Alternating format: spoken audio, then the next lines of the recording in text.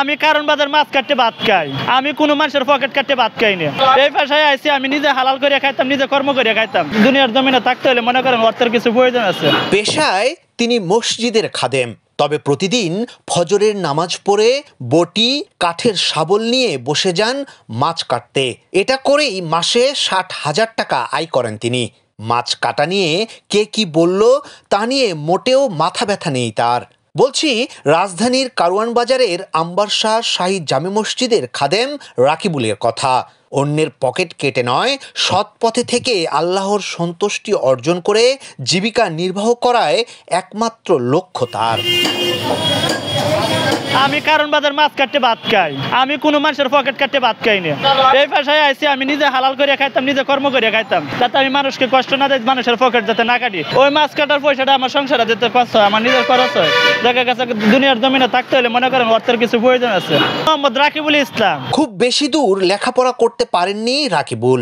কওমি মাদ্রাসায় পড়াকালীন সংসারের বোঝা মাথায় এসে পড়ে তার। চাকরি নেন গাজীপুরের এক মসজিদে। এরপর চাকরি বদল করতে করতে হয়ে যান আম্বার শাহ শাহী জামে মসজিদের খাদেম। এখানে তার বেতন ১১,০০০ টাকা, কিন্তু এই টাকায় চলে না সংসার, তাই বেছে নিয়েছেন মাছ কাটার কাজ। আমি কওমি মাদ্রাসায় লেখাপড়া করছি, লেখাপড়া করে আমি সর্বপ্রথম চাকরি নিয়েছি গাজীপুর এক মসজিদে। তো গাজীপুর এক মসজিদে চাকরি নেওয়ার পরে বেতন হচ্ছে ২৫০০ টাকা। কারণ বাজার মসজিদে চাকরি পাইছি, ১১,০০০ টাকা বেতন পাই। ওই জায়গার মধ্যে তাকি খাই। আর দেখা গেছে কারণ বাজার সকালবেলা ফজরের নামাজ পড়ি, আসে এই জায়গার মধ্যে দেখা যাচ্ছে ৯:৩০ ১০ পর্যন্ত কাজ করি, মাছের কাজ করে আবার মসজিদে চলে যাই। মসজিদে যাই আবার মসজিদের কাজ শুরু করি। আমি এই জায়গা থেকে কিছু ইনকাম করি, ওই জায়গা থেকে যা বেতন পাই, এই সব কিছু মিলে দেখা গেছে আমার সংসার দিয়ে চলে। ভোর ৬টা থেকে ১০টা পর্যন্ত মাছ কাটেন রাকিবুল। সামুদ্রিক থেকে শুরু করে দেশীয় সব প্রকারের মাছ কাটেন তিনি। আকার ভেদে এক এক প্রকার মাছ এক এক দাম রাখেন মসজিদের এই খাদেম। আবার নিজে স্বাবলম্বী হওয়ার পাশাপাশি কয়েকজনের কর্মসংস্থানের ব্যবস্থাও করেছেন তিনি।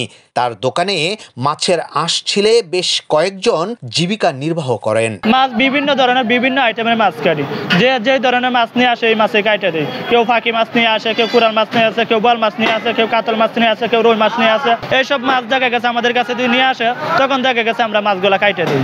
আমরা পিস হিসাবে মাছ কাটি না, আমরা মাছ কাটি কেজি হিসাবে।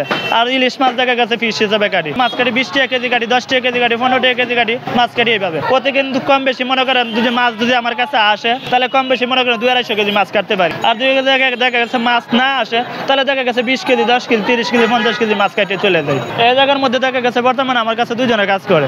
তো ২ জনের কাজ করার মধ্যে একজনের দেখা গেছে ওই জায়গার মধ্যে আরেকটা বডি আছে, ওই জায়গায় কাজ করে। যখন যার কাছে খুশি হয় তখন কাজ করে। প্রবাদ আছে মাছে ভাতে বাঙালি, কারণ মাছ বাঙালির একটু বেশি প্রিয়। তবে বর্তমানে ব্যস্ততার কারণে অনেকেই বাজার থেকে মাছ কেনার পর বাসায় গিয়ে তা কাটার ঝামেলা নিতে চান না। তাই কারওয়ান বাজারে মাছ কেনার পর অনেকেই রাকিবুলদের শরণাপন্ন হন। আজকে রুই মাছ আর মৃগেল মাছ মিলে ধরেন ১৩৭ কেজি, কেজিতে ৮ টাকা ১০ টাকা। আর কাটা ভালো, আর আমি সবসময় কাটাই। সব পেশাতেই এখন আধুনিকতার ছোঁয়া লেগেছে।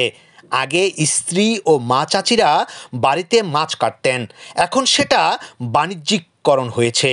ভবিষ্যতে গ্রামগঞ্জেও শহরের মতো মাছ কাটার ব্যবসা চালু হতে পারে বলছেন সংশ্লিষ্টরা। ইয়াসিন আলী, সোনালী নিউজ, ঢাকা।